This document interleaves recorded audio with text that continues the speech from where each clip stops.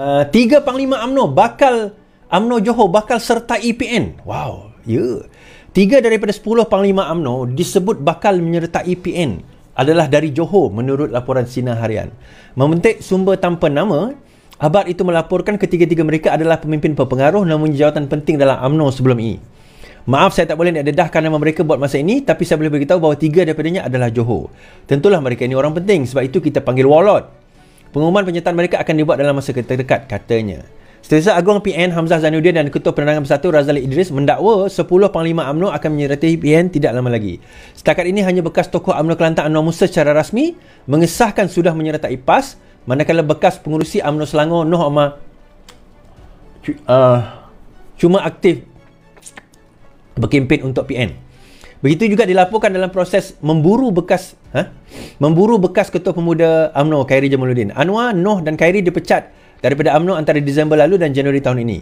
Beberapa tokoh kanan UMNO Radio Johor turut digantung, antaranya bekas Presiden Parti Hishamuddin dan juga bekas Ex-Kodun Tiram Maulizan Bujang. Hishamuddin kini adalah ahli Parlimen Sembrong. Kedua-dua Hishamuddin dan Maulizan mengadu bahawa pengantungan mereka tidak mengikut prosedur. Baik.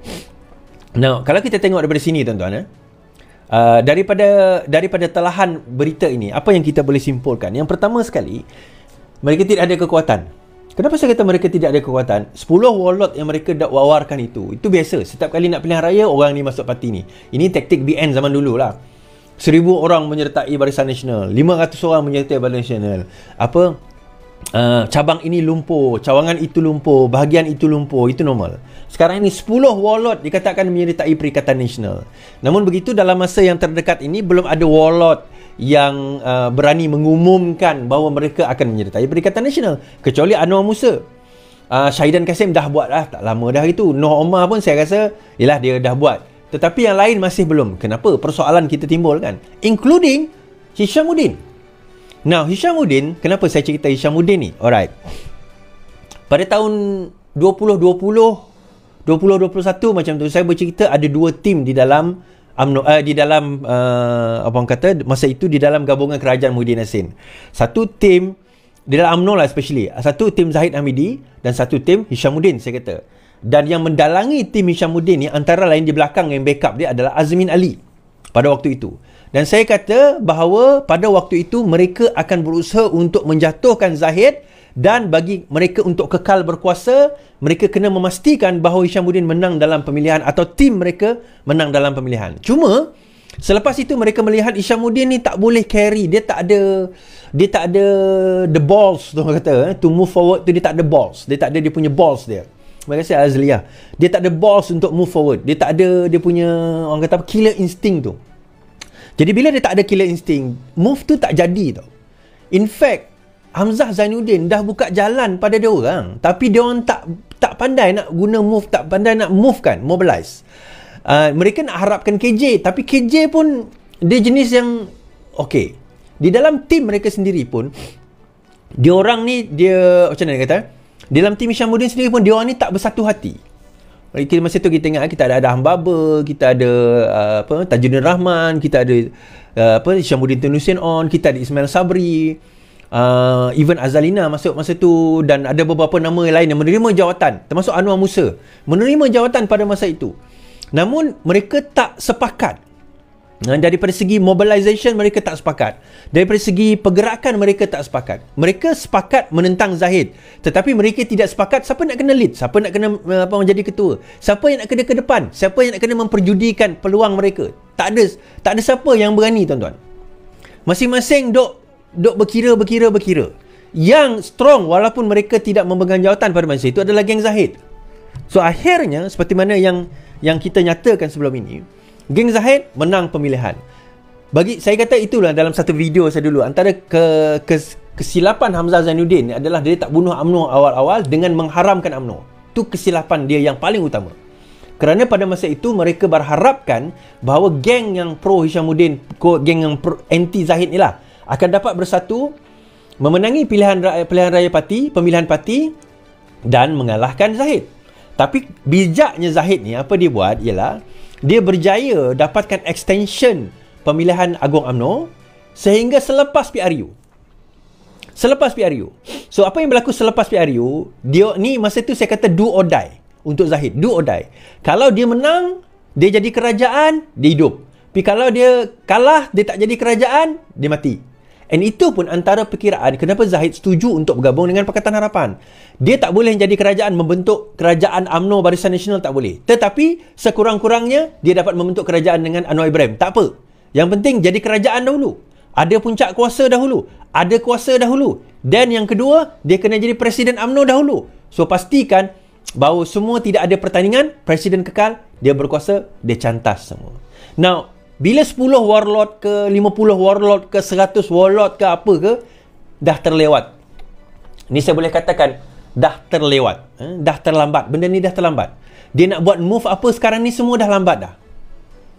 Kenapa saya kata lambat, tuan-tuan? Dia cuba pecahkan. Contohnya, kononnya Tok Mat ni akan take over dan sebagainya. Kononnya Tok Mat timbalan Presiden UMNO akan naik ke atas. Tak, benda tu tak jalan. Tok Mat dia nak kata setia 100% pada Zahid, tak juga. Tetapi dia tak setia pada geng yang sebelah tu. Dia lagi tak setia pada geng sebelah. Pada geng Hishamuddin ke apa, dia lagi tak setia pada geng tu. Maksudnya kalau dibagi pilihan antara dua tu, dia lebih rela pilih Zahid daripada geng sebelah tu. So move dia untuk nak jatuhkan UMNO gagal. Dan saya kata pada masa itu, kalau dia gagal jatuhkan UMNO pada waktu itu, that's it, habis. Kan? Masa itu kalau dia gagal jatuhkan UMNO, memang habislah Perikatan Nasional. Terutama Bersatu itu akan habis, saya kata. Bersatu akan habis. That's it. Bersatu akan habis riwayat dia. Tapi dia orang tak dengar cakap saya, nak macam mana? Kan dia orang tak nak dengar cakap saya nak kata macam mana kan? So akhirnya tengoklah apa yang berlaku sekarang ini. Dok cerita warlord ni terbang, dok warlord ni nak melompat, warlord ni nak masuk. Lantaklah warlord apa sekalipun. Kan? Tetapi benda tu tak akan membawa apa-apa impact kepada pilihan raya, terutama kepada UMNO di dalam parti itu sendiri. No, ada kenyataan dari Presiden UMNO Waruddin Wan Ismail menyifatkan gosip langkah warlord taktik biasa menjelang pilihan raya, kata UMNO. Itu saya kata. UMNO guna taktik ni bertahun-tahun dah, tuan-tuan. Dengan PAS. Menyifatkan kabar angin mengenai beberapa warlords, UMNO akan menyertai perkesan adalah perkara biasa. Katanya, penyebaran kabar sebegitu merupakan salah satu taktik yang digunakan oleh pembangkang sebagai persediaan menghadapi PRN.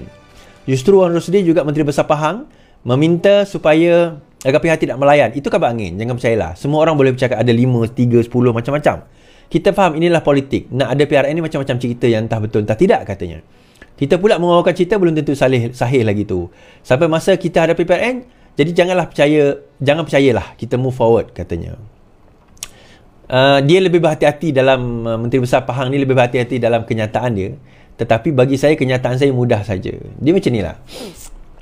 Warlord tu 10 ke, 20 ke, 50 ke, 100 orang ke warlord tu, undi dia tetap 100. Impak dia kepada PRN ini tidaklah terlalu besar. Sebenarnya PRN ini akan ditentukan oleh jumlah pengundi yang bakal turun, tuan-tuan. Itu yang sebenarnya yang akan menentukan jumlah kemenangan seseorang atau tidak. Now, kalau sekiranya ni Pakatan Harapan dapat mobilize lebih 90% non-Malay di kawasan Selangor, Negeri Sembilan dan juga Pulau Pinang, terutama Selangor dan Pulau Pinang, untuk turun mengundi dalam PRN. Sebab kebanyakan non-Malays ni dalam PRN ni dia malas sikit. Bukan kebanyakan, ada di antara mereka yang malas sikit nak turun mengundi. Kalau PRN ni kita kena jadikan macam PRU. Saya nak bagi tahu orang-orang non-Malays, orang bukan Melayu. Bukan Islam lah, senang cerita. Bukan Islam dan bukan Melayu. Adakah Melayu bukan Islam? Tak ada. Bukan Melayu lah, bukan Melayu. Saya nak kata, kalau jatuh Selangor dan Pulau Pinang kepada PAS dalam PRN ini, saya nak bagi tahu tuan-tuan ni, tuan-tuan akan terancam. Lifestyle tuan-tuan akan terancam. Kenapa? Apa masalahnya terancam? Saya nak bagi tahu bahawa cara PAS fikir, cara pentadbiran PAS, terutama dalam isu menangani orang kata dealing dengan non-Muslim, berbeza dengan cara kami. Oh, cara kau liberal boleh lah. Tak, cara kami adalah kaedah Islam yang sebenar. Kaedah mereka adalah kaedah PAS. Bukan kaedah Islam pun. Itu kaedah PAS. Tuan-tuan, saya nak cerita. Saya ni tak tahu betul ke tidak, tapi saya baca kat surat khabar itu. Pakai seluar pendek boleh kena saman? Kan? Pakai seluar pendek boleh kena saman. Ni bukan pakai seluar pendek dekat tempat awak, tempat kerajaan, itu saya faham. Kalau dia masuk contohnya pejabat kerajaan ke apa, itu saya faham. Ini tempat awam. Pakai seluar pendek kena saman. So macam mana tu? Kita dah mempoliskan agama kita. Dan itu bukan Islam, tuan-tuan. Ni saya nak cerita. Itu bukan Islam.